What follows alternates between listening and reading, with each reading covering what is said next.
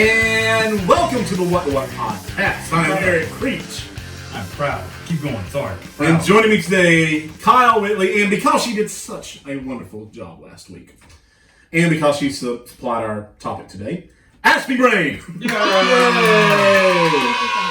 feel like you need a nickname, like Ashley does something. It's not Ashley. It's Ashby. Get it right. I feel like I'm just going to be the calm to you guys' storm. That's on true. Every intro. I'm just going to We're probably going to have her start doing the intros. Well, I kept throwing my arm out there, expecting Eric to flinch, expecting me to. Oh, I didn't even realize. I was too busy. I was suckering into my iPad. Look at how beautiful it is. Lovely. I dropped this thing on the sidewalk 2 years ago, and I'm just too cheap to get it on. So it's okay. I don't really have a good nickname. Let's figure out. Well, I've had to change mine. Mine in high school was the Big E. Why do you have to change it? Well, because I'm not as big as I was. So, Jordan Edgerton's been calling me Little E, and I don't like that either. So.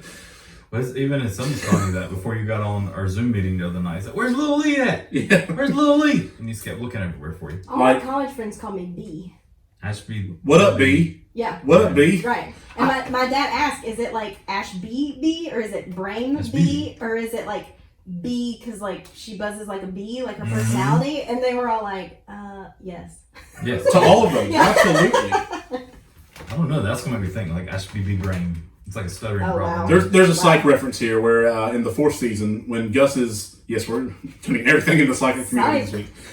Gus's old a cappella group comes to town for their, and they're told Sean to stay. tries so hard to join. Yes, so hard. He wants to join Black Capella so badly. Come on, son.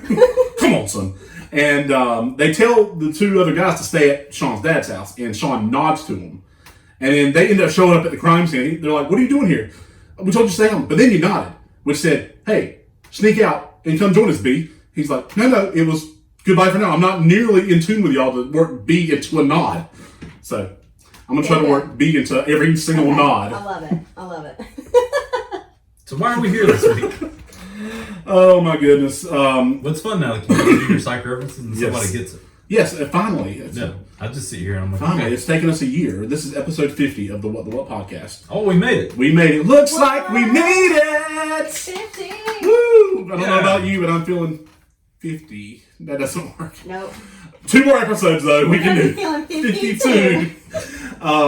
So I want to go ahead and get into something real quick. I posed a question on our Facebook, Instagram, and Twitter accounts. I was proud of you. You used Instagram this week. I know. Well, I had to re-log in. I forgot our login information and all that. But I had asked, what were some of your favorite childhood book series? In anticipation for what we were going to be talking about this week. But let's go ahead and hit that real quick.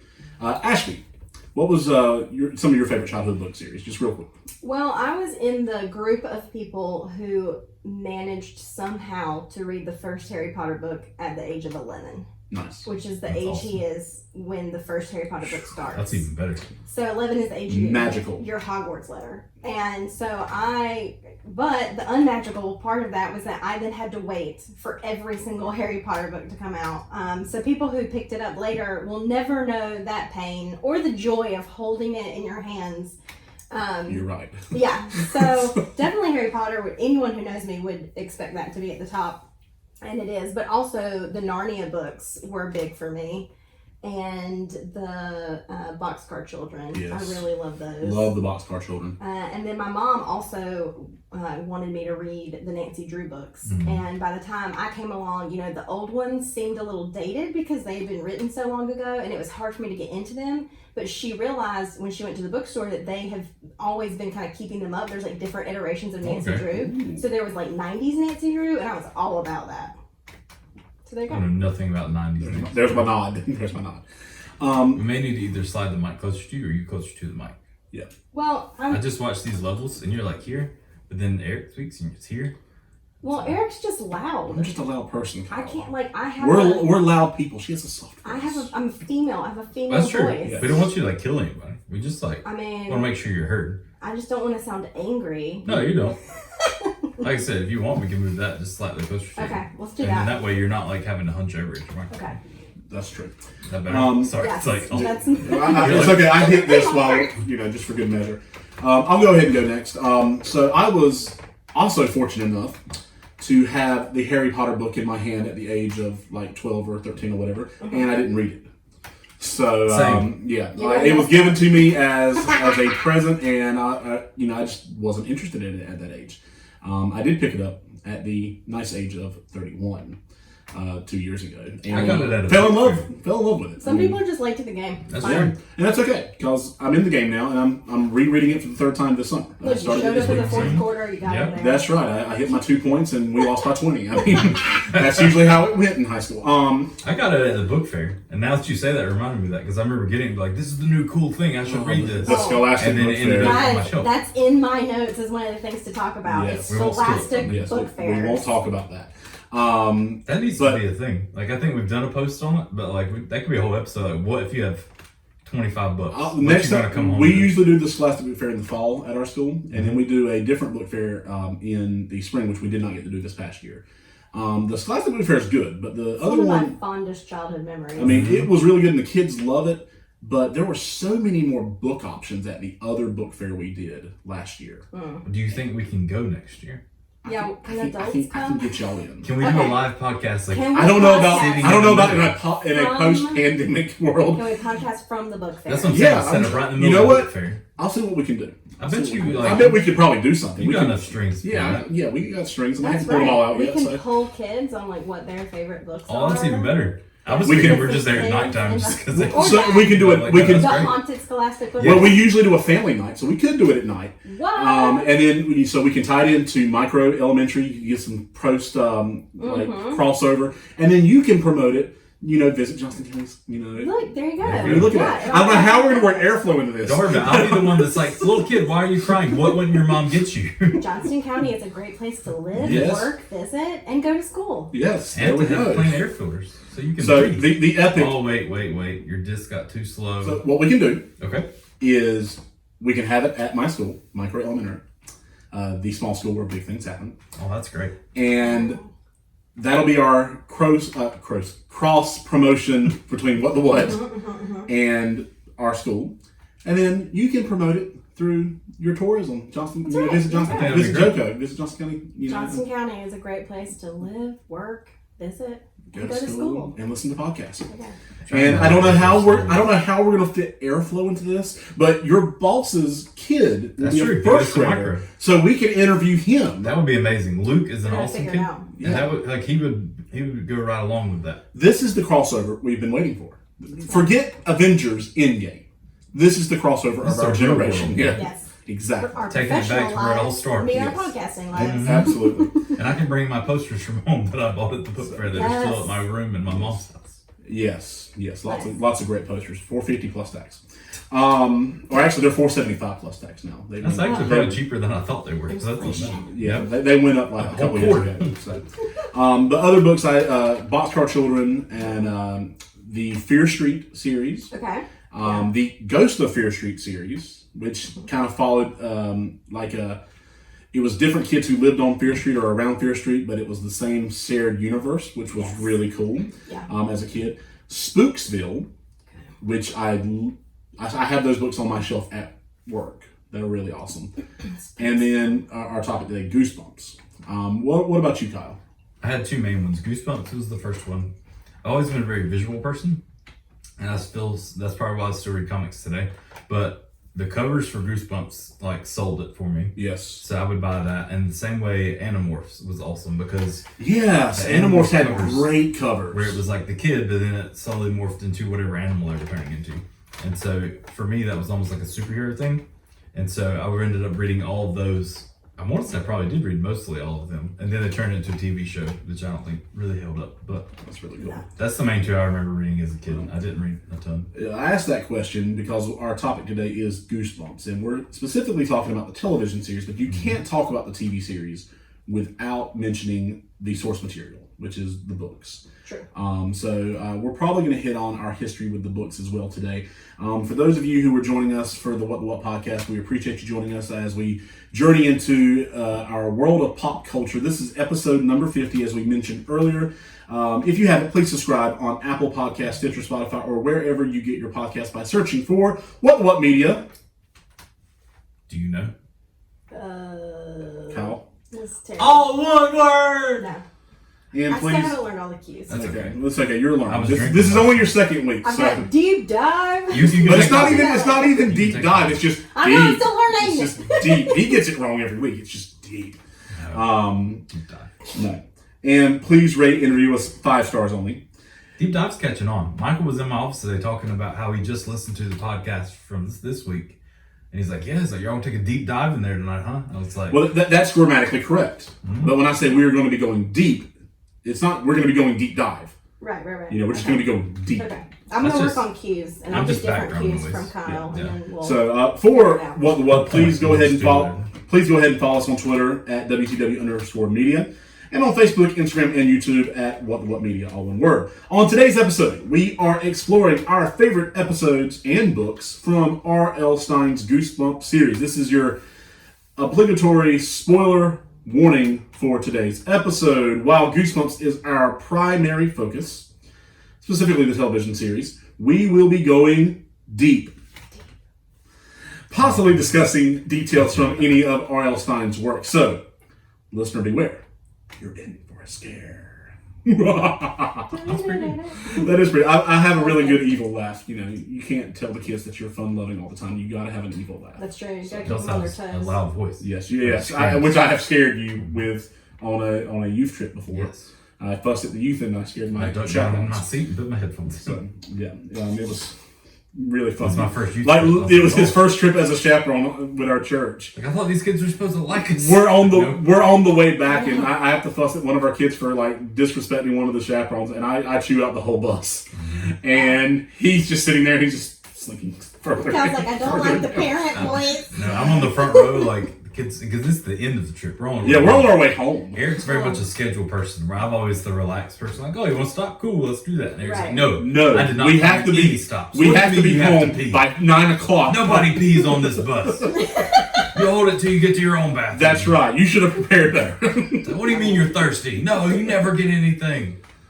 So Eric's a great guy. I don't Sounds want like to a blast, honestly. no, I'm kind of a jerk. I mean, I admit my shortcomings I and just my don't want failings. to come off like putting you as the bad guy every time. No, it's fun to be bad cop.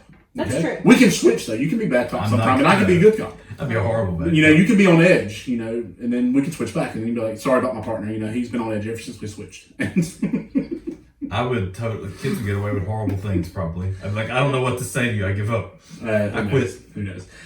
So here's some basic information about the Goosebumps television show. It originally aired on the Fox Kids network from 1995 through 1998, and it briefly reran on the Cartoon Network in October from 2007 to 2009, and the Hub Network from 2010 to 2014. It had 4 seasons. 5, if you look at like Netflix, they have the movies that were released Right, the or the specials. specials Yeah. at a separate category. But I think they're included into the first season as well.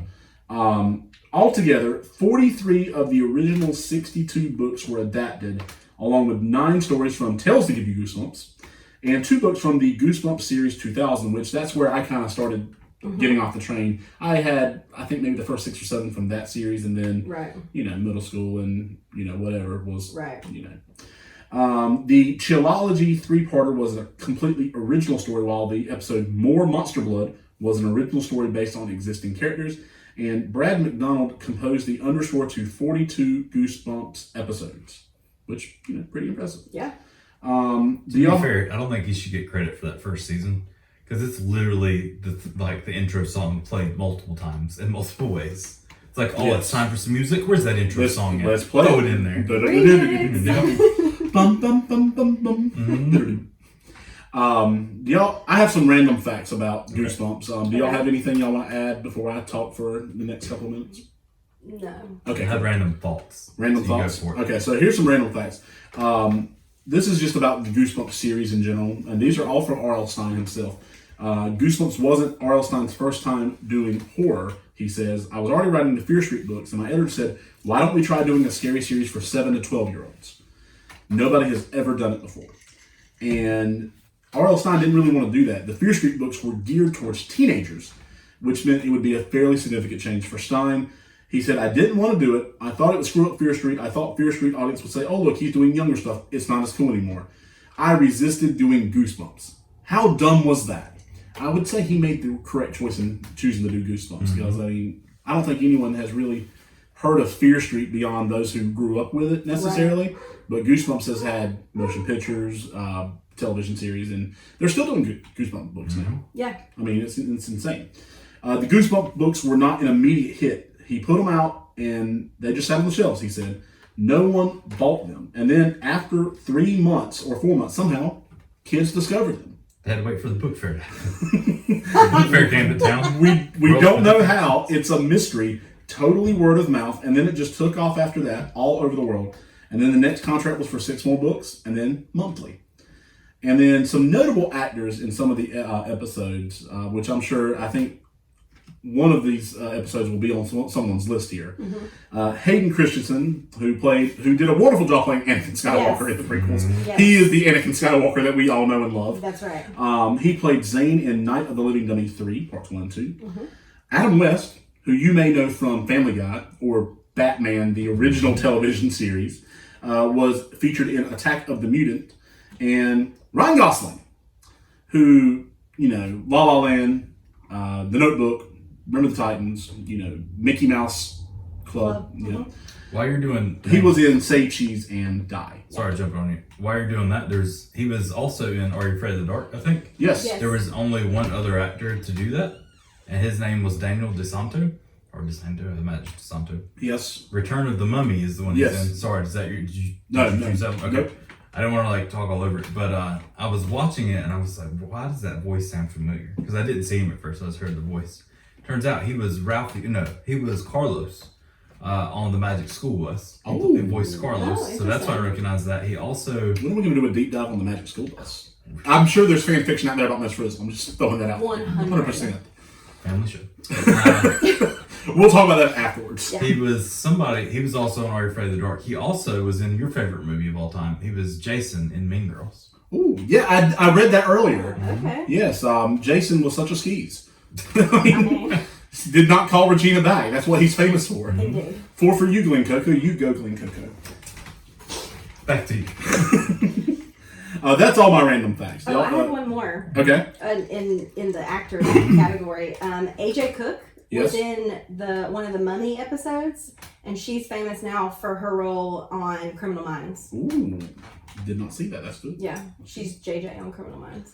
It's probably the same one because I remember seeing the girl and she had the long blonde hair. Yep. She dresses up as the mummy to scare her brother. Yeah. So before we jump into our where we'll alternate in a favorite episode, our top 3, let's talk about our history with the Goosebumps books. Okay. Kyle, I'll let you go first. I've mentioned it in a little while, but I remember one book out of all of them. As I said earlier, the covers is what brought me to them, just seeing art on them and everything else.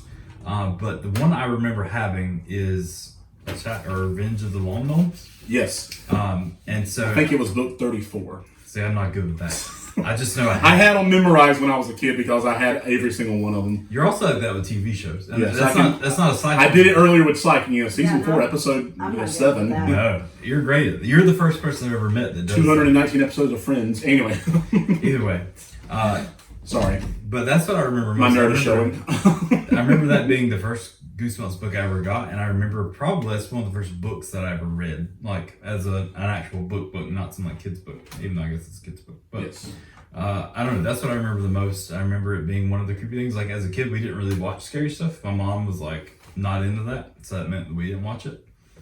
So now my wife is catching me back up on all the World of Scary since that's about all she watches. Yes. But yeah, that's the first thing I remember about Goosebumps. And I'll be honest, I don't remember watching the show. I was talking with Michael at work about it today.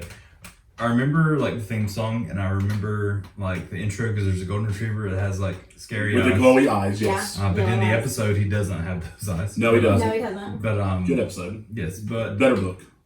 Either way, I'll talk more about that later, I guess. But overall, that's about all I remember about it. I don't remember watching the show. I do remember, obviously, I did some because I knew the theme song. But cool. That's it. Your history with the books/series, Ashby. So.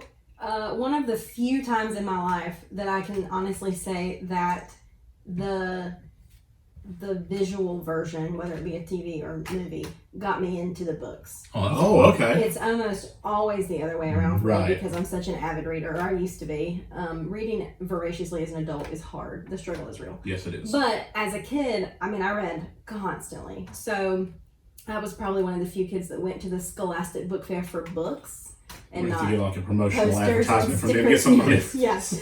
So yeah, if we say it enough times, maybe they'll give us some like free merch. But anyway, so We just go like Scholastic bucks to spend in our local book fair. Yes. So yeah, I have like very visceral memories of watching the TV show, and I know I owned some of the books, and I can remember a few of the books, like the mask one where the mask Yes. gets stuck. Mm-hmm. But what was interesting about that is I went back and tried to watch the Mask TV episode, and it wasn't my favorite. So it's kind of interesting to me that the episodes that I end up remembering as I'm watching them are not the books that I remember. Right. So I must have had different favorites, and I just don't remember as much about reading the books as I do about watching the show. Absolutely. For me, Goosebumps was what got me into reading. That and Boxcar awesome. Children. I was in 4th grade, and I was at Walmart, and I liked looking at stuff at the little book section that they had at the old Walmart. That's not where it is now. It's where the Belks is now. And it was right around the corner from the electronics section. So I'd go look at the video games, and then I'd go look at the books while my parents did their shopping, because it was safe to leave your kid alone. Yes, in a department store back then. You had your 9-year-old or your 8-year-old by themselves. That's in right. Walmart, completely safe in 1995 or whatever. So, but these books, they had like different, Goosebumps books out, and they had like 20 of them out, because he did like a bunch of them to begin with, and they just looked so cool. Yeah. And I was like, I don't know which one to get, and so my parents are like, oh, he wants to read, so they got me 3 of them. They got me The Werewolf Fever Swamp, they got me The Return of the Mummy, and they got me I believe it was The Ghost Next Door. Okay. And I read all 3 of them, and I was just hooked. And I was Yeah. like, I need. And I noticed there was numbers on the side of the books, and I was like, okay, that means there's more. Like these were like my version of comic books. Yeah. Like you Right. had. So every time we go to Walmart, I'd have to get a book until I had the collection, and then so I had the first 31 books or 32 books that were originally released, like within a year. Like every Nice. time we go to Walmart, I was like, please get me a book, please, And my parents were like, oh, he's reading. So I mean, reading's good. Absolutely. And then like they started releasing them 1 or 2 each month or every other month or whatever. So as soon as it would come out, this is pre-internet. You didn't have like release dates. Like I would just go to Walmart every time I'd look, and I'd see if they have a new one. And we'd go Right. to Walmart like once a week or once every other week. Right, or like whatever. fingers crossed every time. And I'm thinking, Another please one. have another one. And they would preview the book, the new book in the net. Yes. So I knew what I was looking for. Right. I didn't know exactly what the cover looked like, but I knew what the title was, and I would try to imagine what the cover would look like based on what the title was, or Right. based on what the little story, the little snippet of the chapter that they had given us in the previous book. And I did that all the way through the original 61 Goosebumps books. Wow. And That's awesome. Like I would go visit my aunt, and we'd go shopping or whatever, and she'd buy me a book. And anytime I was with a relative and if there was a book that I didn't have, I would beg, please, I don't want a Power Ranger toy anymore, I want a book. And so How good is that? Because people are so much more willing to buy. Oh, well, it's a learning thing. yeah, and He doesn't need any more toys, but I'll surely buy you a book. so for a good 2 or 3 years, like I'd carry the books with me when I would go with my dad to cut grass. I mean, I would have 2 or 3 books in the truck, Right. just to have something to do between yards. Oh, yeah. I mean, I had a book at all times as a yes. No matter where we went, I mean, there was always options, where, okay, I don't want to read about, the haunted house, oh, here's one about an evil snowman. Okay, let's read that one. It's Christmas time, okay? kid. Right. So that was, Cutting grass at Christmas time? I mean, who knows? I mean, I get it. we live in North Carolina. Who knows That's what true. the temperature is in 100%. December? That's true. I mean, a couple of years ago, it was like 75, 80 degrees, so I wore shorts and flip-flops to a Christmas dinner. I mean, it wasn't just like between yard, it was like anytime we do family trips, we'd go visit my grandfather in Fayetteville. Anytime I'd have something there. So if I got tired of playing Game Boy, oh, there's the book. Yeah. There you go. So the Goosebumps books were instrumental in turning me into a lifelong reader. Is how, like I tell people, that and the Boxcar Children turned me into a lifelong reader. So at that point, I was interested in reading anything to get my hands on because of these books. Yeah. So with the television show, it was just a natural crossover to me. Like I'd read the books, and now I get to see it on the screen. Right. And it was really awesome to me. So here's how we'll do this. We have 3 episodes each. I actually have 4 because I'm sure one of these, if not multiple one of these, are going to get stolen. That's usually how it goes. I have some extras. We don't share our list with each other. Who wants to go first? Well, Ashby go. But Ryan says, what did he say? We'll get to his comment in a second because I don't want to spoil if this is one of your true. episodes. Okay. So, Ashby. Okay. You're new on the block here. You're the new kid on the block. Still the new kid Step on the by block. step. Will forever be the new kid on the block. Step by step. Ooh, baby. Gonna get to you, girl. I've seen New Kids on the Block in concert like 6 times, by the way. Well, Nice. jealous. Okay. I once saw Boys II Men open for them. Yeah. We talked about Boys Men earlier. So. Yeah. Next time they do a tour, let me know. There you go. I It will was do amazing. mine. They actually legitimately, it was at the Greensboro Coliseum, just a quick little side note, and they sang, their most famous song, I'll Make Love to You, family Yes. podcast. We did not mention that on our Love Songs episode. Right. They made red rose petals rain from the ceiling the whole time they sang over the audience. I was like, what is even happening? Do you have those at home somewhere? You're like, I have to I listen. say- I'm about to say. I was like, you're there. It's like, you have to have this. That's not. Oh no, we got it reloaded.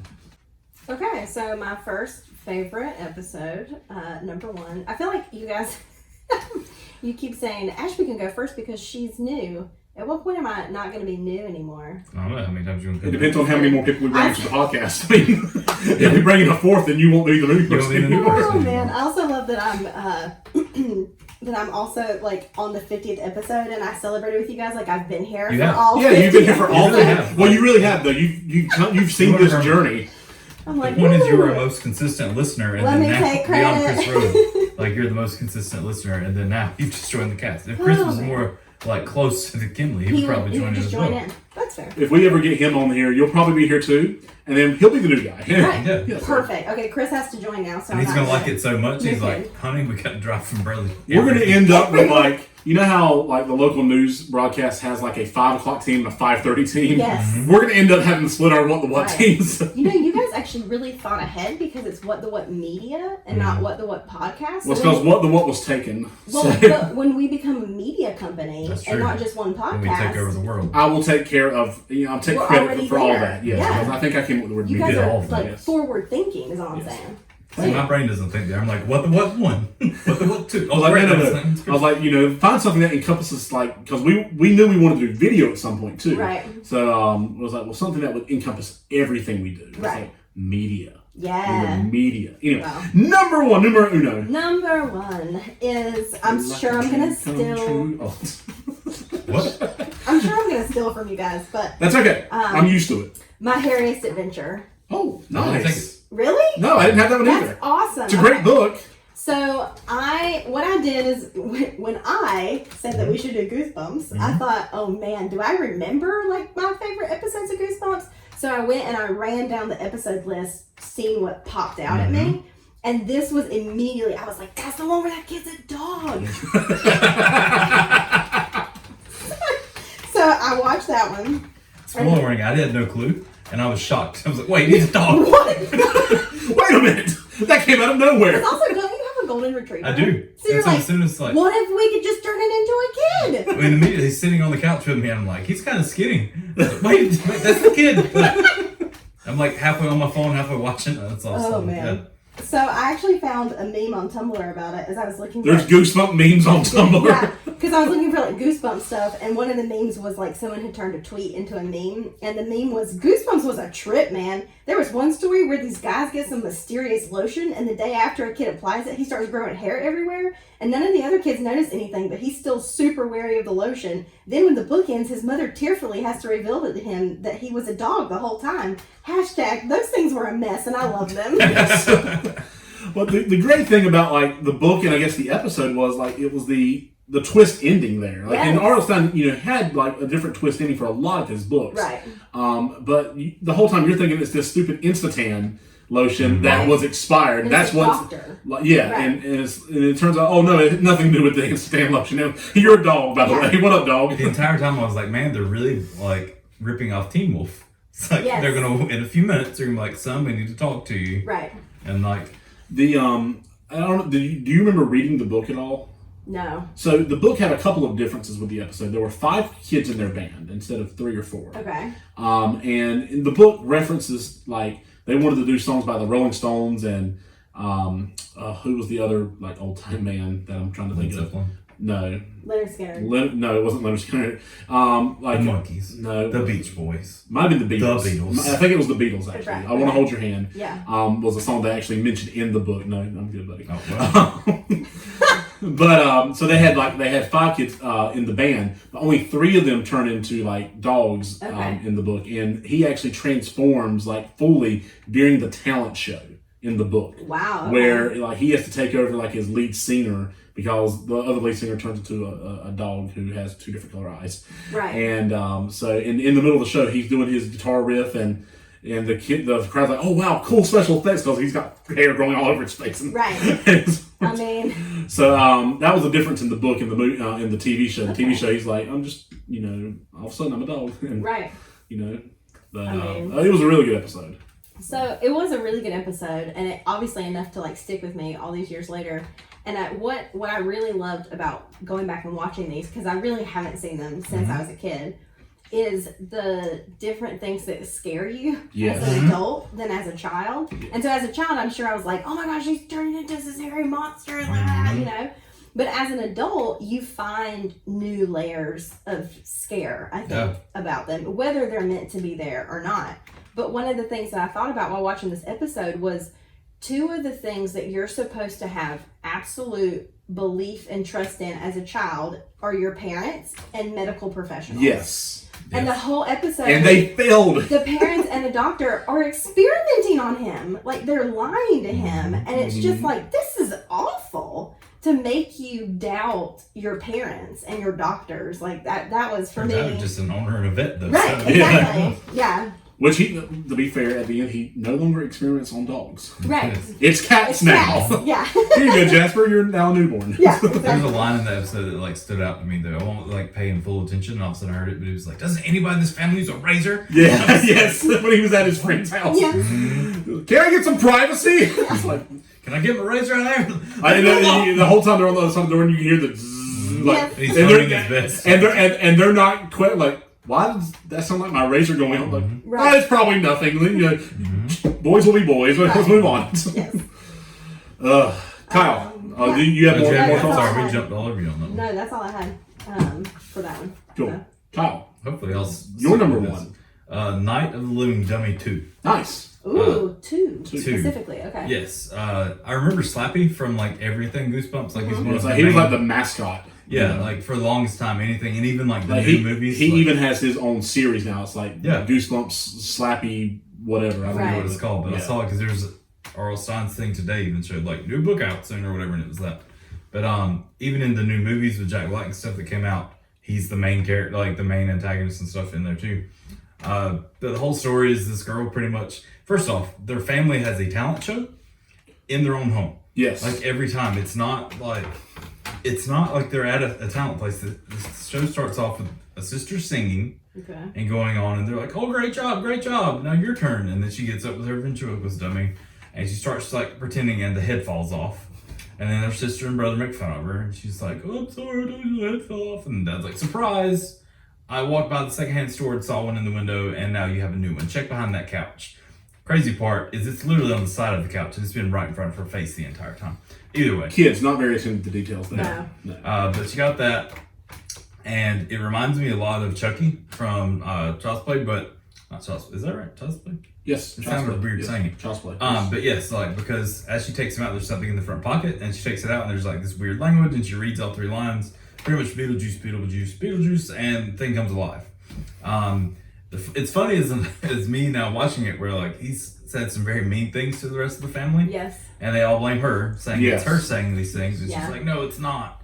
But that kind of goes on with the rest of the thing.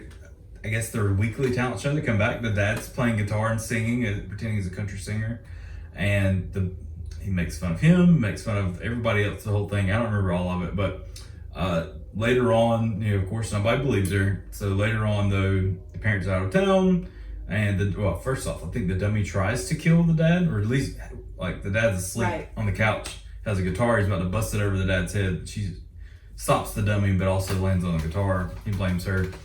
Something in that scene called me out too, where kids today wouldn't understand. The mom and the dad, it shows them asleep on the couch, like where they've been watching so much TV that they fell out. And the TV screen is just all like the snow. Fuzzy. Fuzzy screen. They played the American flag and the national anthem, and then it's, fuzz. Yes. They don't do that anymore. Like, I saw that. It literally didn't used to be a 24-hour cable, like something on. Like, once you got to 2 a.m., sorry, we're going It's dark for dead 5 air. hours. Yeah. We've already had infomercials, and then, Tony Evans, or not Tony, Yeah. Tony, man, what's his name? He did the... Robbins. Tony Robbins? See the Gazelle one? I don't remember what his name was. He'd just be running and say, "You can't do it!" That's Richard, Richard Simmons? Richard Simmons. No, it's not. It's a different I'm guy. trying to sell like a You can do it! exercise equipment. You're becoming mighty! No, I have one of those Gazelle thing in my house. That's the only reason I remember. So this is where you had your Bowflex commercials, your your QVC. Right. Do you think you could draw for art school? You get this form and you draw, you send it back in. Have you or a family member been affected by mesothelioma? Soft rock hits of the 70s and 80s and like a 5 album compilations. And if you order now, we'll throw in another 5 disc set. That's right. Completely free. The funny thing Little know that you mean business. Call the hurt line. The funniest thing is they still exist. Yes, they do. We were at Erica's parents' house. Sorry for sidebar here, but we were at their house this weekend, and they have like a room above the garage, and that TV just has like the bunny ear rabbit thing. I think it's digital now, but only like 2 channels on that work. Mm-hmm. And so you wake up in the middle of the night, and it's literally like Emerald is now selling pretty much. I don't know, it's a rotisserie thing, but it also does 20 other things. Right. And he's got 15 of them going all at once, could be different things. Right. But literally, the ballads thing was happening the other day. I got out, I guess I woke up, it went on into the morning, so at 8 o'clock, they were trying to sell love hits from the 50s and 60s. And they even had original artists doing the commercials and everything else. Nice. Anyway, kids today wouldn't understand that, yes, at some point, at probably midnight, 2 in the morning, 3 in the morning. After like the show that Carson Daly did that came on after the late show. Yeah. Yes. Or I can't remember. Yeah, I can't. But anyway, it was just... Last Call with Carson Daly. After that show, then it was like an hour of infomercials, and then the 700 Club, and then... Right. Yeah. Then there was literally nothing. Nothing. I remember waking up early and watching the snow, waiting for Winnie the Pooh's, or maybe it's Mickey Mouse's exercise or whatever, Mousercise, would come on first on Disney, and so that was the first thing you have to wait for it to come on. Anyway, they fell asleep. That's where they're at. Family doesn't believe her. Ends up, the sister sees it. First off, the girl takes it and dumps him in a river. Comes back and he's back in the house. Sister sees that he's alive. He tries, says that they're connected now. He wants to kill them all.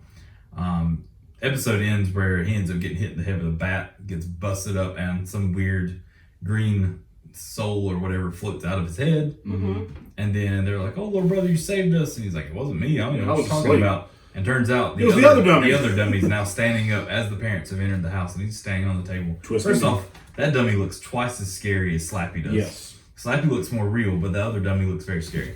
Either way, the only reason I chose that one is because it really did stand out to me, as that was the face of these movies, or these books to me. I don't remember reading it as a kid about Slappy, but I remember if you talk about Goosebumps, I automatically go to him in my mind, just who I think about. I had a flashback to him when we watched Toy Story 4 last year.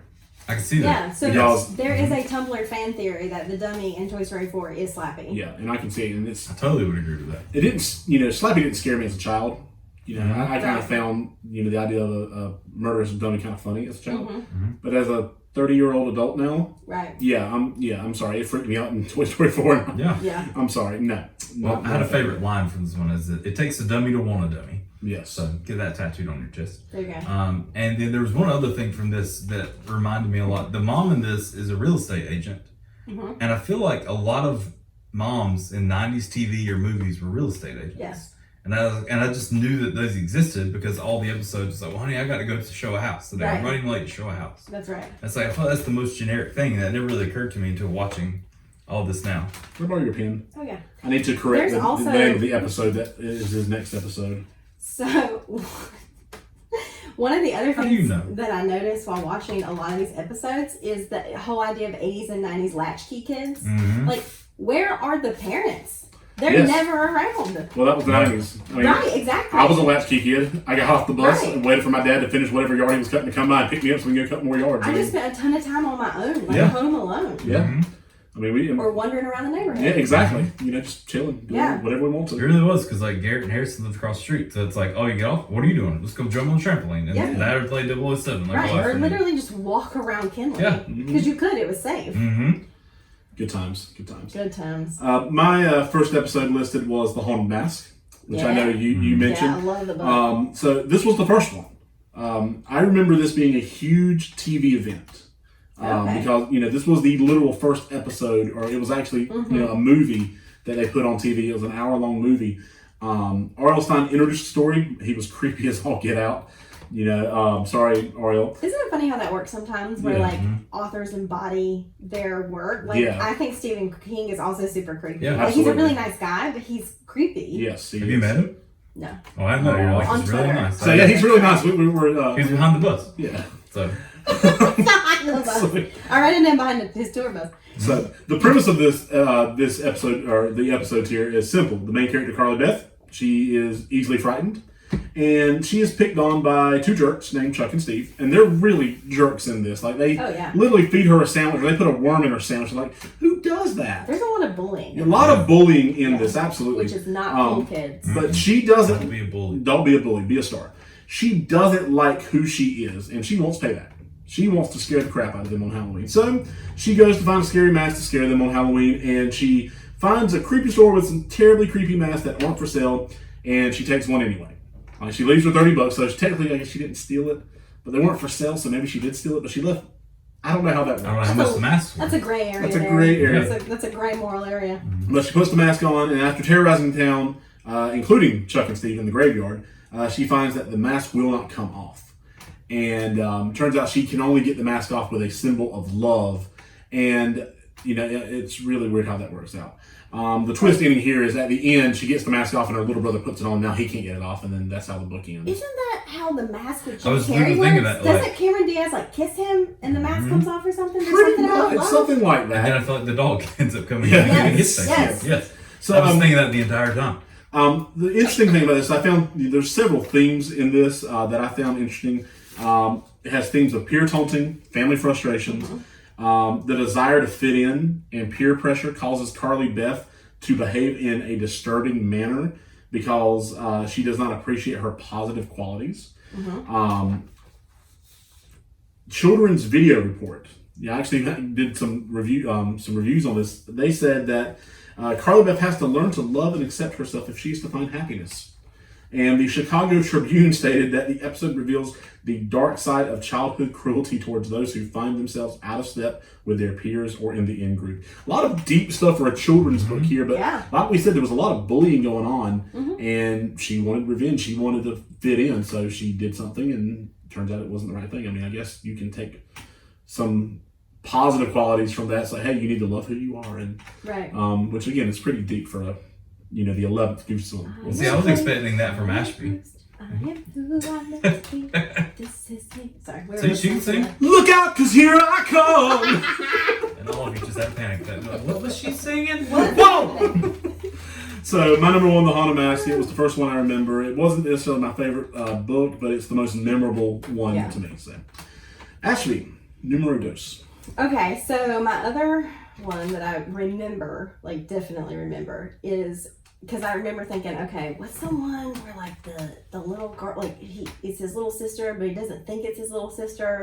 And what I don't understand is that the episode's called Strained Peas, Okay. but there aren't peas Anywhere? in the episode anywhere. Okay. But the premise of it is that, it's a older brother, new big brother, and the parents are bringing home his infant baby sister, and his best friend is like, I have siblings, it's the worst, and he's like, I just want to be a good brother, and she's like, you're gonna hate it, they're awful, you will cease to exist, like giving him the what, and basically the parents bring the baby home. and the baby starts acting weird, but only around him. And so he figures out that the baby is not his little sister. It's actually this like monstrous creature that's trying to get rid of him. So she's the only child. Oh wow! And I didn't watch this. It gets really strange. Like the baby can talk, but only to him. And she keeps saying, "Only me." Like it's gonna be only me soon. There can only be one. Yeah, and she'll go like when the parents are asleep and like mess the house up. And because she's an infant, Sure. the parents are like, "Why would you do this?" He's like, "It's not me." And so they think he's having adjustment issues when really he's like, "That is a monster. It's not my sister."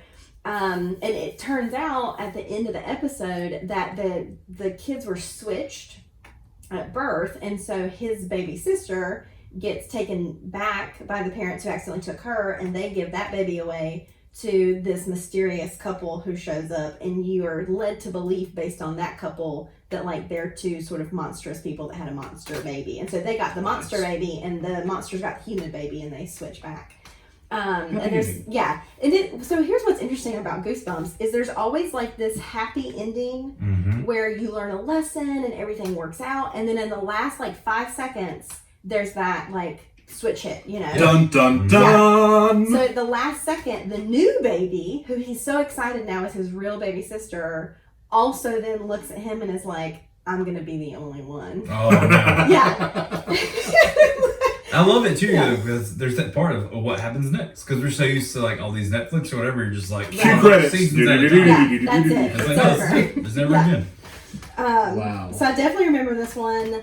I wrote on my notes, "How dare you make babies terrifying?" Because it's like cute infants. It's the one thing we should have that should not be terrifying. Thank you. And it's she's terrifying. She eats his gerbil, like, and then she decides that she can't eat it anymore, and she spits a live gerbil back up. Oh. She's like, "Eh."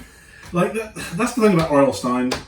Like he has literally turned everything into something Yes. scary. Yes. Like, okay, you're turning into a dog. Oh, your baby sister's scary. Oh, you're going back in time, and now your baby sister disappears. Right. I mean, Right. You read a comic book, it's scary now. I mean, just- I've noticed out of, especially the first season. So I started the first season, and then like I ended up trying to figure out my episodes. I did similar that you did, was went through and like, what do I recognize? Yes. And let me go ahead and jump to that. But the first season, as I was watching, and even some of the other ones I jumped to, you realize how much of this is parents just don't believe their kids. It's like Yes. no matter like, parents think your kids are liars, or Right. they want to recommend mental health. Which Yes. again, big champions for mental health in these books Yes. in the 90s, because Yes. it wasn't as popular then, I'm sure, as it There is was now. Which a is few things that I was surprised at, which is in this episode, once he starts acting crazy, they think he's acting crazy. They Maybe talk she goes to about the shrink. him seeing the Yeah. therapist. Yeah.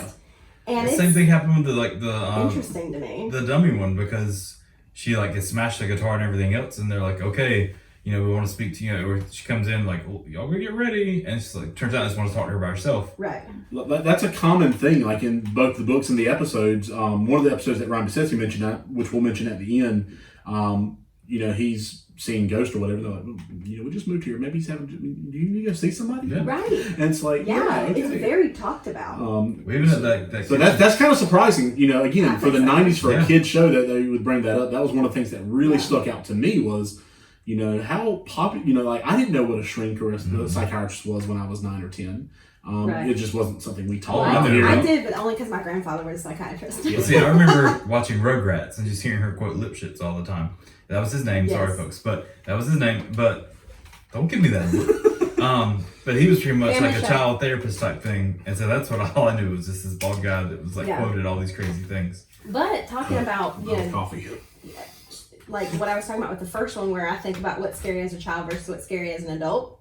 Looking at this episode, halfway through it, especially when they start talking about getting him, you know, mental health help, I thought, okay, as an adult now, I realize that like this is a truly serious situation to have as a parent, because if he really believes that this baby is a monster and that he's having some kind of major psychotic break with suddenly being a sibling, he could be very dangerous to that infant. Yeah. And so it was sort of like a 2 steps forward, 1 step back, where they talk about getting him help, but then in an effort to help him bond, they leave him alone with the child. Yes. They're like, we're gonna leave, you babysit your sister, like it'll work out.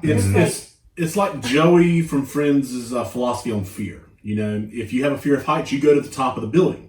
If you have a fear of bugs, you get a bug. Right. If you have a fear of commitment, Right. then you be the most committed guy in that relationship you can be, pal. You have a fear of your baby sister, well, we're going to go out for the night. You chill. Which is great until, like, he kills his baby sister. Yes. And then it's not so great. Not so great there. It's like, what options did I have? This is what you left me. I went to the top of the building, like you She was a said. monster. I left her with the bugs and then threw her off the building. Right. Say, look at my journal. Look how committed I am to this.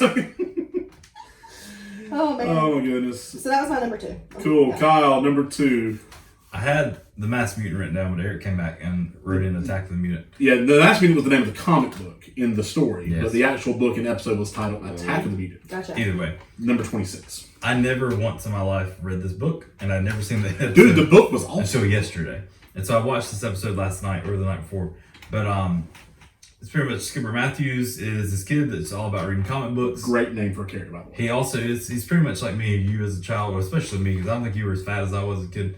But like this big fat kid that just, he's creative. So he's like reading that. His dad comes in, looks totally like George McFly from Back to the Future, where he's just real nerdy and he's just like, oh, come on, son, you need to quit. That's going to ruin your mind. And so he gets trying to get him to do his homework instead.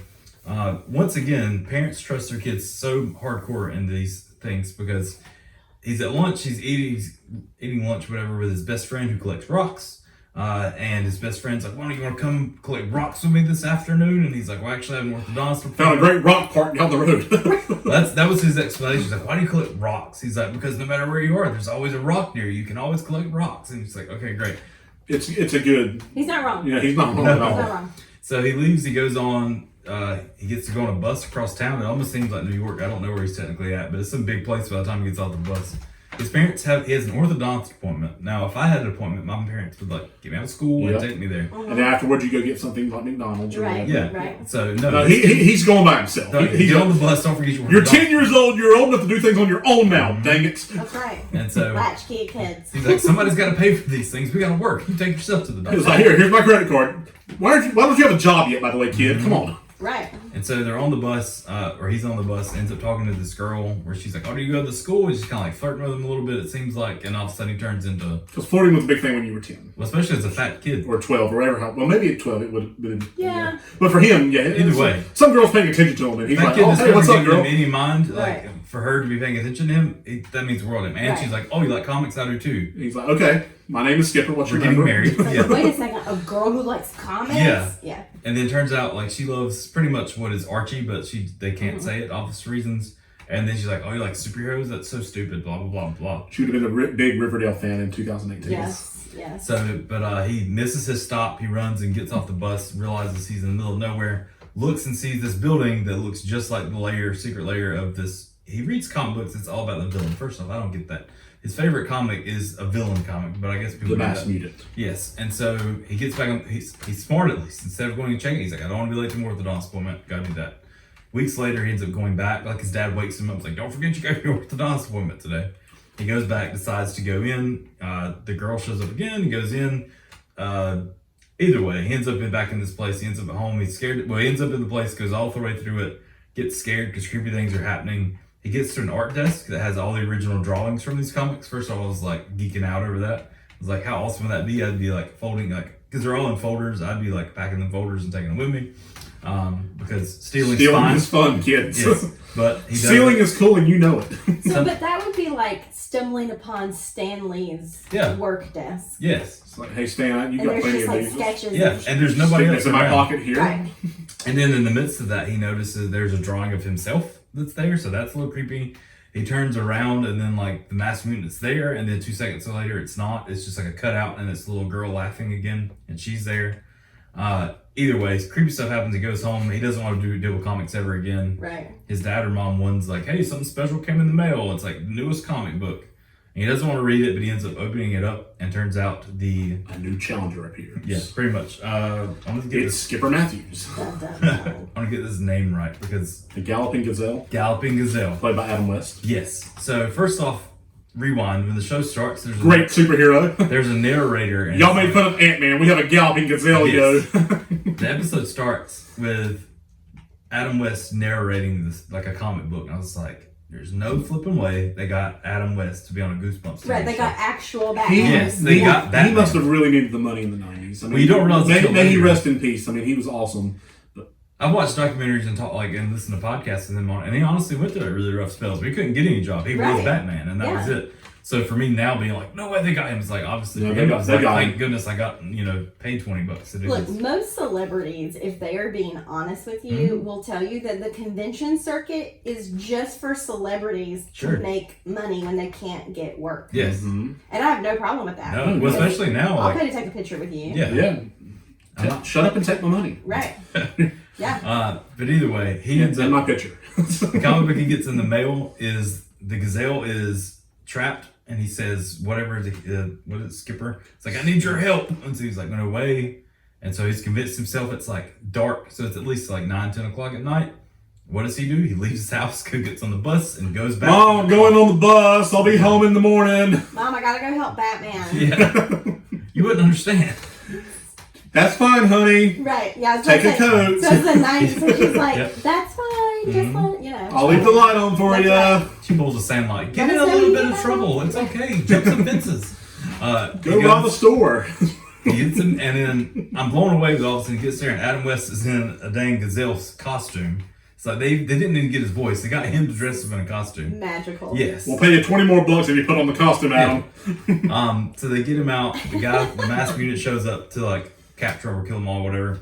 And he's like, let me use my superpower. And he just runs in the circle really fast. And there's this brief second of the masked unit sticks his foot out and trips him. And he's like, okay, well, peace out. Good luck. And like, well, you figured out my one weakness. I trip. And so it turns out I'm clumsy. Turns out that he's now in a comic book because the whole reason this guy is here, the masked unit, is because he wants new villains or new foes to fight against. And so he has now turned Skipper into a comic book person. And so Skipper realizes that and says, you know what? Well, if I'm that, I'm actually the Colossal Elastic Boy or something like that. Mm-hmm. And so... Great name. Yes. Yeah. So he basically their version of Mr. Fantastic. Yeah. So he tricks him into turning into acid because he's like, that's the only thing that can stop me. And turns out because he's such a comic nerd, he knew that only weakness of the masked unit was to turn into a liquid because he can only change. He's a shapeshifter in solids. Yes. Turns out, P.S. the little girl flirting with him on the bus also was the masked unit. Yeah. Twist ending. She's a shapeshifter. She was the masked unit the whole time. Along. What? It was me the whole time.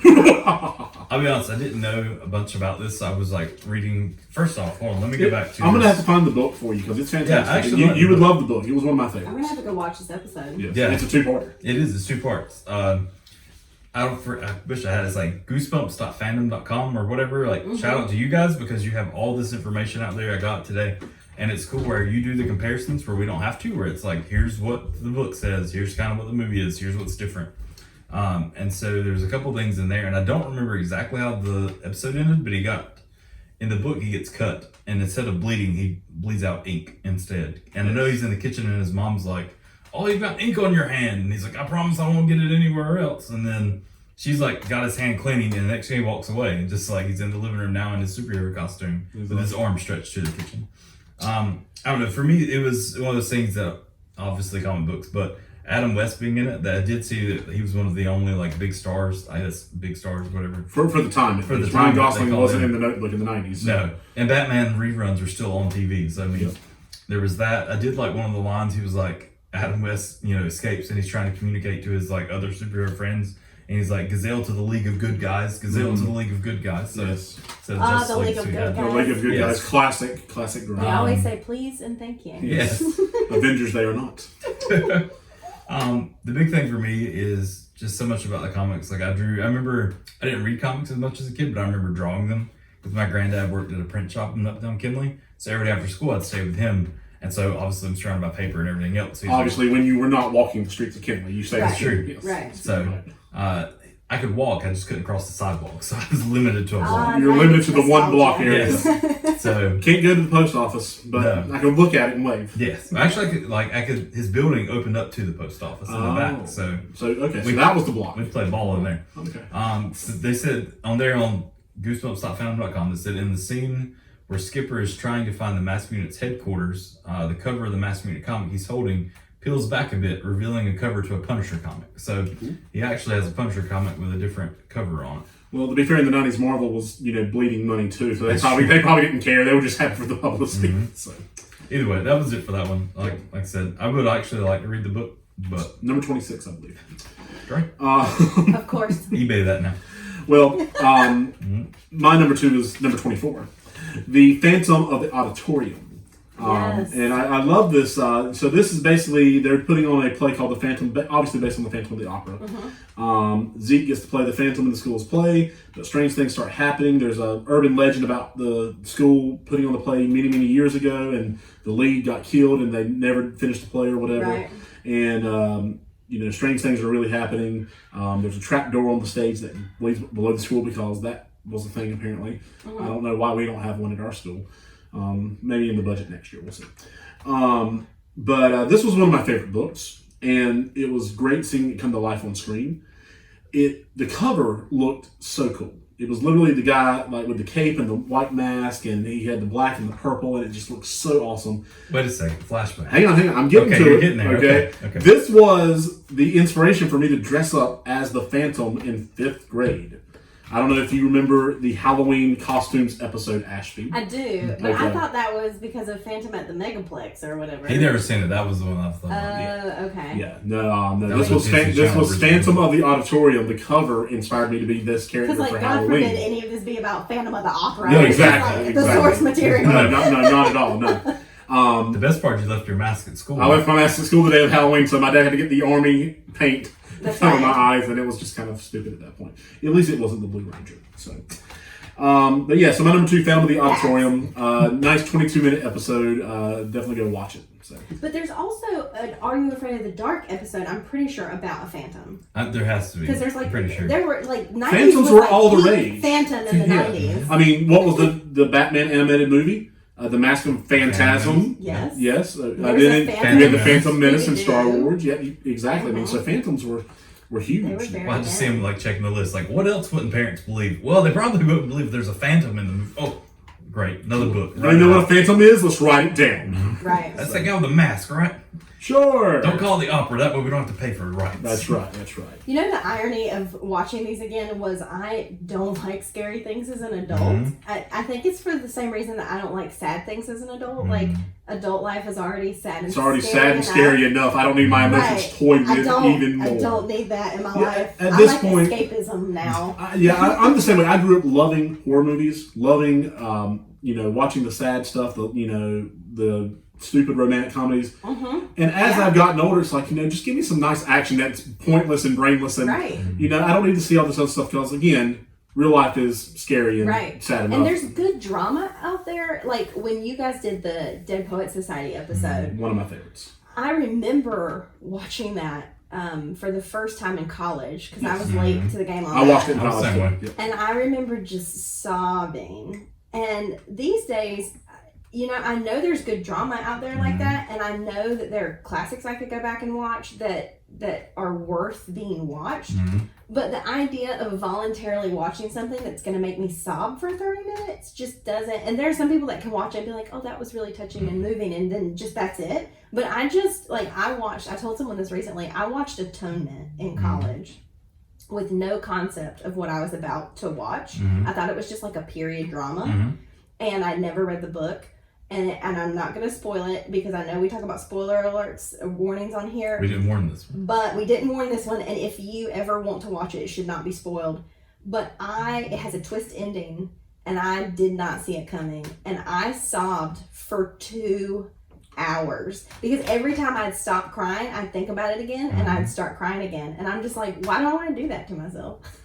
I have to be in that mood. The same way I mentioned it even with Dead Poet Society. Like, it's probably one of my favorite movies of all time, but I can't watch it all the time. Right. Like, if and it's not like I want to be depressed. It's just one of those things of like, you wake up, you're just in one of those moods where it's just like, I don't want something that's just goofy right now. I just kind of need something that's real, and I need to feel that right now. Let me put on Blank Check for the 3rd time since Disney Plus came out. Correct. Richie Rich. Yes. This is coming from guys who, we cried watching Toy Story 4 last year when it came out. Just like... Well, it's one of those things, like, that's an emotional connection to your childhood. In the same way, like, there's a lot of Robin Williams, like, being my favorite actor, there's a lot of stuff that you can sit and it's hilarious, but there's also ones that you sit and it's really, like, it can wreck you. And so, I mean, I don't choose that often, Right. but sometimes like I can't just go sit and watch them. I have to kind of be in that mind, and I know it's going to kind of put me there for the night. Right. I mean, nowadays, if a commercial comes on that's sad enough, I'll cry at that. I mean, that's just where it is now as an adult. That's where I'm McLaughlin at. ruined me. Yeah, whenever you see the PETA commercials, thanks Sarah McLaughlin, I appreciate it.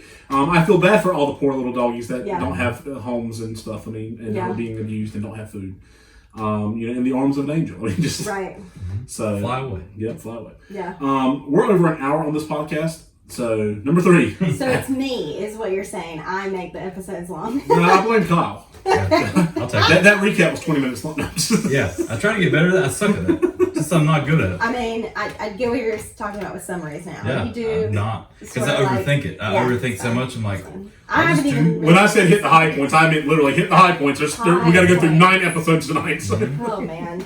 I don't worry, don't the know. last one I can jump through real fast. But watching these did make me want to go back and watch like So Weird and Mhm. Are You Afraid of the Dark, because Mhm. that's a level of scare I can handle as an adult. Whereas like the level of scary that this was to me as a child, like whatever I would have to watch to be that scared as an adult, I can't handle anymore. Yeah. Like I just can't do it. Well, like not to go on for another 10 minutes, but like we talked about doing Are You Afraid of the Dark before we said Goosebumps. But the only reason we chose it is because right now Goosebumps is on Netflix. Anybody can go watch it. Right. Are You Afraid of the Dark? I think you said it's YouTube. Right Yeah, now? you have to pay to watch on Yeah, YouTube or that's- find like a really terribly ripped Yeah. version of it. And I didn't grow up watching Are You Afraid of the Dark because I was deprived as a child. Now, see, So for me, Are You Afraid of the Dark is one I watched. But it was like, Yeah. if you went, and Eric even, she got excited. We were driving back from New Bern and we were all talking about it. And she's like, oh man, I remember that. We would turn all the lights off. Yes. We put sheets over the windows. We make it as dark as It's possible scary as to watch possible. it. Yes. And same way, like I'd be in my cousin's house and they would turn off all the lights. That's when I started watching it. I'd go home and do the same. You had to have all the lights out. Erica got really pumped. She's like, y'all need Oh, to yeah. turn out all the lights and record. Uh-huh. Have some candles and blow it out at the end. That's right. And I was like, well, we'll remember that for someday. Yeah, We'll do we that. will definitely have to do Are You Afraid of the Mm-hmm. Dark someday. If for no other reason than for Eric to be able to watch a lot of Are You Yes, Afraid of the Dark. absolutely. Because it's fantastic. It is. I'm down. Yeah, 100%. genuinely scary. Anyway, talking about not genuinely scary. So, my third one is not. It wasn't my favorite, but I put it on my list just sheerly because it was just like this is unbelievable. So I was sort of scanning, like you and I talked about, what do I recognize? And I really thought that I recognized this episode. It was called The Scarecrow Walks at Midnight. Yes. And I was like, freaky scarecrows. Mhm. That definitely would have been up my alley as a kid. Yeah. Number 21. Let's do it. Episode number 21. No, Book book number 21. number 21. Book number 21. I'm glad you know. And I could be wrong. I could be just making these numbers up and y'all have no idea. Anyway. I got about 5 minutes into this and was like, absolutely not. I don't recognize it, in fact. And this, out of all of the episodes that I ended up watching, this has got to be the worst acted episode I've That's saying a ever lot. seen. It was horrifying in the acting alone. I will say the scarecrows were genuinely scary looking, but the rest of it was just like, what is happening? It's like, Yeah. okay, so these two kids go visit their grandparents, and they haven't been in a while. They're going for the summer, and they get dropped off. They get picked up and dropped off by the farmhand who also has a son, Stanley. So Stanley's the Wait, farmhand. Stan Lee's in here? And I missed this? Yes. No, Stanley is the Oh, farmhand. I was like, wait a and second. then his son's name is Sticks. Yes. They call him Sticks. Sticks. Remember that when you have a child. But here's the Sticks. thing. Writing it down. Yeah. What up, Sticks? I don't know if I'm overthinking it, but I thought at first that they called him Sticks, like you pick up sticks. Mhm. And I'm like, why would you call a kid Sticks? Mhm. But then I realized even though he's like a country farmhand, in every single scene, he's wearing a classic rock t-shirt. So I wonder if it has something to do with the band Sticks. That makes a Oh, lot I of figured sense. he was just either really, really skinny or really, really dumb. Right, but I'm wondering maybe if it's because he listens to classic rock. And I'm like, That's he even likes better. Sticks. Nice reference there. Maybe. For a perfect reference in the midst of all of this, Chris Road used to listen to Styx sail away all the time. I've seen them in concert. They're fantastic. That's Yeah. amazing. I've never seen them. Yeah, Wow. they're really Chris good. Road gets his mention in the podcast. Yep, he gets in. There you today. go. So anyway, they Took an get hour and 7 there. minutes. Things are going weird. The scarecrows are moving. Their grandparents are acting weird. And it turns out that Stanley found this book of Latin spells. That's always a bad idea. Yeah, Sure. anything Latin's awful. Awful. And then he read. Dead language for a reason. That's right. He read from it, and then the scarecrows came to life. And then he was trying to make them go back to not being alive, and he couldn't manage to do that. And he was saying that he would, this is where it got really dicey, like plot-wise. He was saying that he would make them go back to sleep if the grandparents who he worked for did what he said. So like he was trying to Blackmail. do the right. It's like I'm the captain now. Yep. I don't like chocolate chip pancakes. Give me cornflakes. Correct. And don't tell your stories or whatever. Yeah, your stories are terrible. And Give I me more want cornflakes. cherry pie instead of blueberry pie or something. So anyway, Stop calling my kid Sticks. His name's Stan. That's right. And so it just, like, there were so many plot holes and there were so many weird climaxes, and then, like, the scarecrows were dead and then they were back and then they were dead and then they were back, and it was just terribly acted. It was so all this in weird. 22 minutes.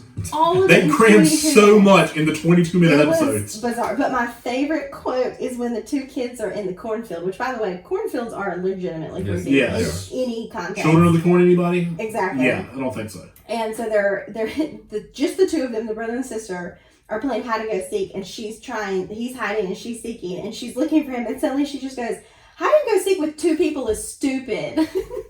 She's not wrong. It's not wrong. She's not wrong. The best games of hide and seek were with multiple people where you had gosh. options to go after, not just the one person. Yeah. So anyway, I wouldn't categorize this as my favorite, but it was one of the more memorable ones rewatching because it was just truly terrible.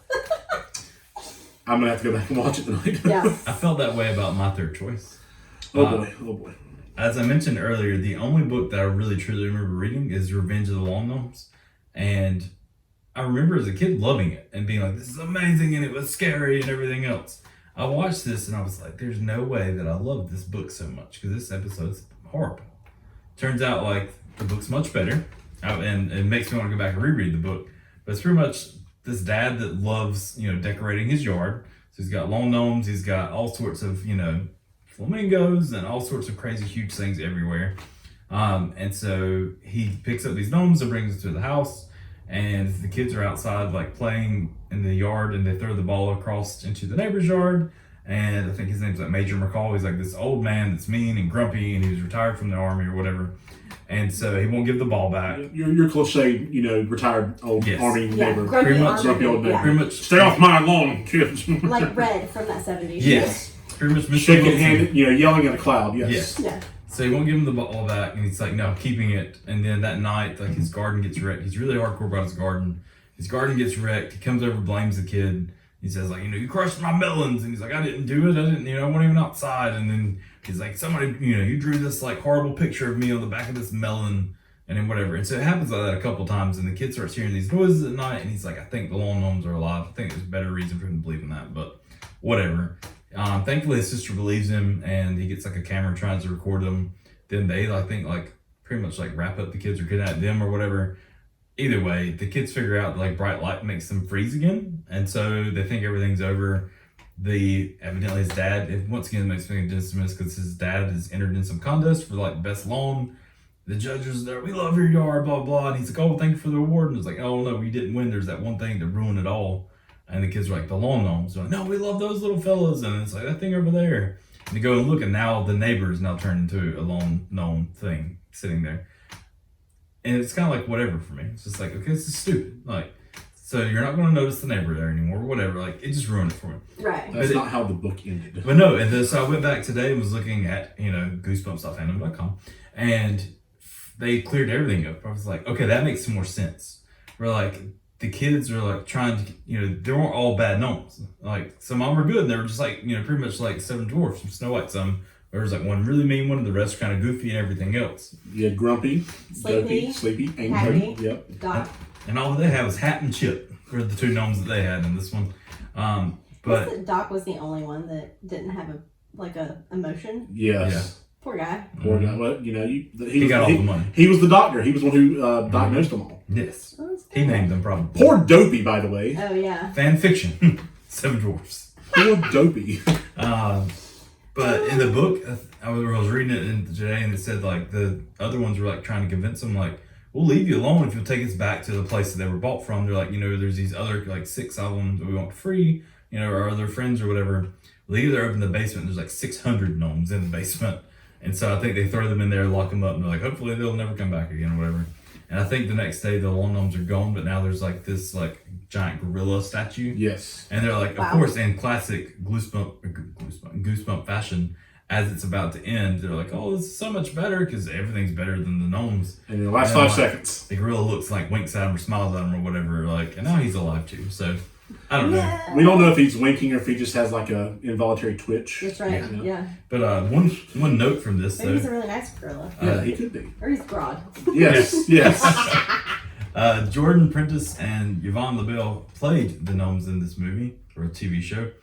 Jordan Prentice also was one of the actors to play Howard the Duck in the ever so not successful movie Howard the Duck. Oh. But he also made it there. And Howard the also, Duck. the guy that played Major McCall was also the voice actor for Magneto in the 90s X-Men animated series. Another series that aired on Fox Kids Block. So, Very cool. Fun things. I'm very impressed. We had, like a couple of days to like kind of binge on some Goosebumps, and not one of us stole anyone's. Yeah. It's crazy knowing that Ashby's here too, so there's an Like, additional three. there was 3 more. Typically mean you would get like 6 total. Yeah, and we would have shared at least 1 or 2 between the 2 of us. Right. So my number 3 was A Night in Terror Tower. And in this episode / book, Sue and Eddie take a trip to England to visit a castle.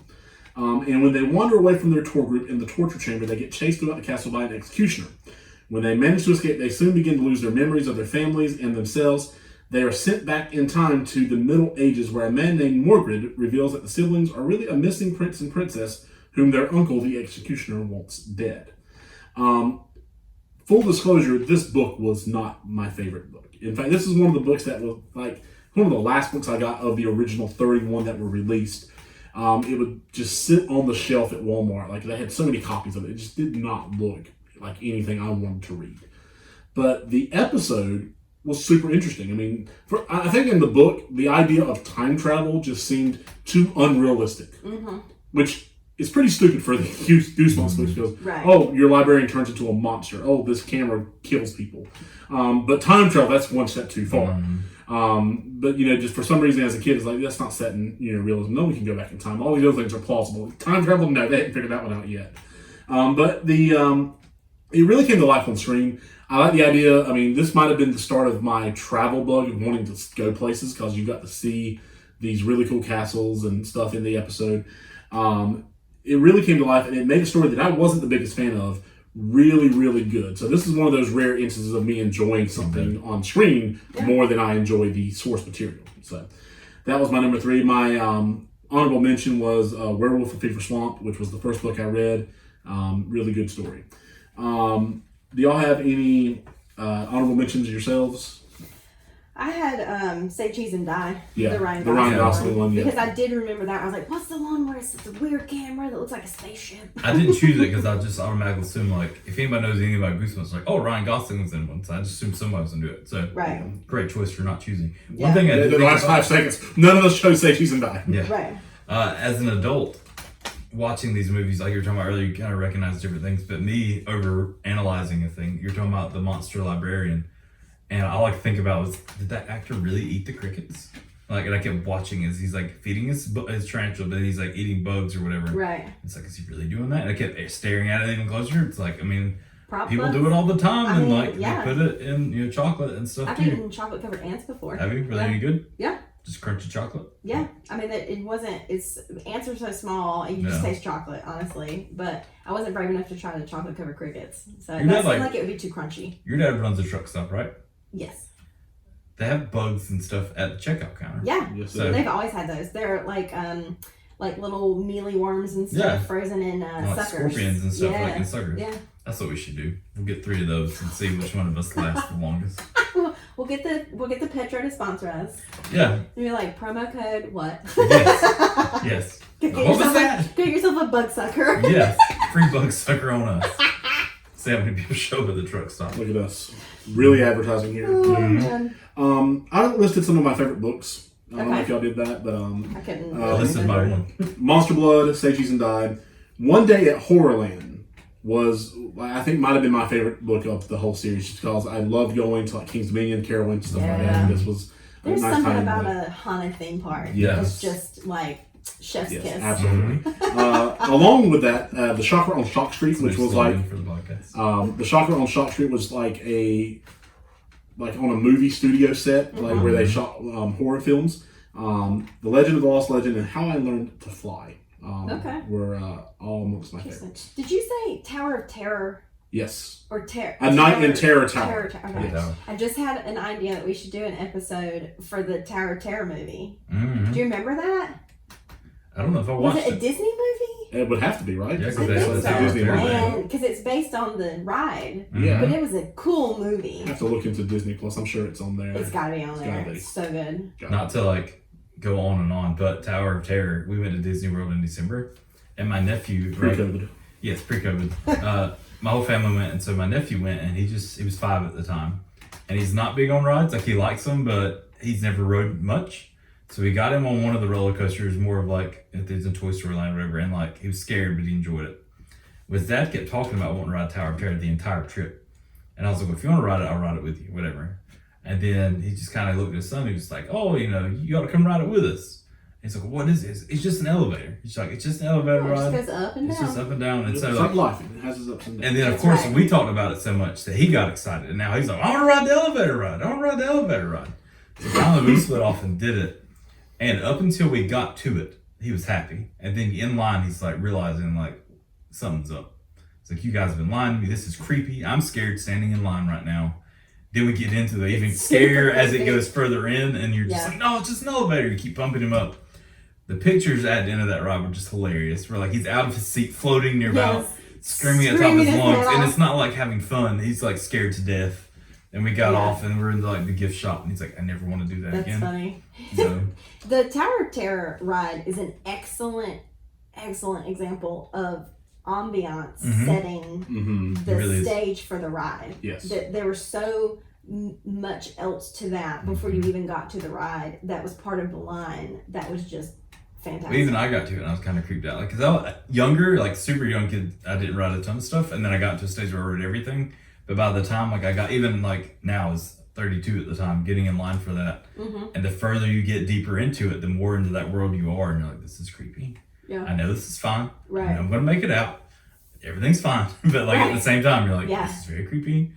Just keep having Yeah. fun and don't overthink it. But especially like even the guests or like the people in charge of the ride act creepy. It's their job Right, yes. to be creepy. And they're dressed as like bellhops and Yes. stuff, and they look like they're supposed to be there. Yes. It's really creepy, yeah. What was your book? It was the gnomes, because that was the only one I remember. Okay, well, cool. Social media shout outs. We were surpassing the Captain America episode. We've done it. Oh. You are living up to your goal of making us these the longest Well, episodes. to be fair, there's 3 of us now. That's true. And I'm not criticizing because they've been fantastic. And if you take my parts out, it cuts down a lot. It cuts down to about 20 minutes. Yes. So, Feel free to edit freely. social media shout outs. Ashley Webster said that she loved all of the books, but when the Choose Your Adventure ones came out, she would read and reread all the time. Her favorite was about a carnival, which we found to be Escape the Carnival of Horrors, which was, I believe, the first Choose Your Adventure Goosebumps book. I didn't know those existed. So like when she posted that today, I had to go Google it and find them, which I thought was cool. But They're fantastic. I'm gonna have to go to Instagram and see what we did there. So really quick while you're looking that up, Yes. just to give you some time to do that, I was Googling Goosebumps to find some information, and Nerdist.com had an article from like 2 weeks ago that said Goosebumps live action TV series is coming. So I looked at the article, and it says, good news Goosebumps fans, another TV show based on the books is in development. According to Deadline, Scholastic Entertainment will team with Sony Pictures TV on a new live-action series based on Stein's books. So there should be one it coming. makes me wonder, is it going to be like more kid-related again, or are they going to like spook it up because they don't know? have, Are they going to try to capture that 90s audience who were in About to their say 30s the target audience now is much older, so I Well, can it says imagine. there's no other information available at the time, so we don't really know what this Goosebumps series will look like. But the director involved, or the producer involved, is likely, because of him, it's likely that it'll connect to the new films Goosebumps and Goosebumps 2.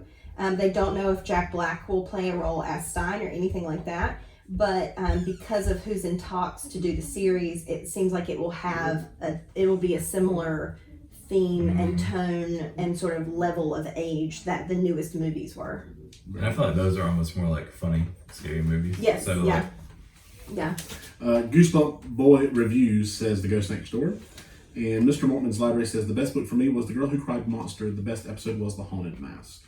I think there was more, but I can't find them. Love that Haunted Mask. The Haunted Mask was Did you great. go to the actual what Facebook? I did. Because Chris Rowe commented somewhere. I have to find it. Here it is. Oh, here, the next one down. Let's go to all comments. Chris Rowe says, I remember the first episode I watched was The Haunted Mask and kind of freaked me out. I also owned it on VHS. The other 2 episodes that were on my honorable mentions were Welcome to Camp Nightmare and Night of the Living Dummy. And on a side note, my 6-year-old son has watched all of them and loves creepy things. And I've watched some of them and didn't realize how cheesy they were. The pains of getting older. Also, he's waiting for an invite to be part of the episode. So yeah, thanks for tuning in, everyone, this week. That was the comments from social media. Again, what media and WTW_media on Twitter. Any final thoughts from y'all? And now it's almost 8:30. Oh, I did one other note that I had at my thing. The sponge from the whatever episode it was. Yeah, the came from like living beneath the sink or something. They figured out the way to keep that sponge not a monster was to sing. Yes. Or music. And you know what song calmed that monster? You Are My Sunshine. Originally, but the kids don't know that song. So do you know what they play to keep it quiet and calm? No. The intro to Goosebumps television show. Oh. They use that everywhere. It's the only thing we have licensed.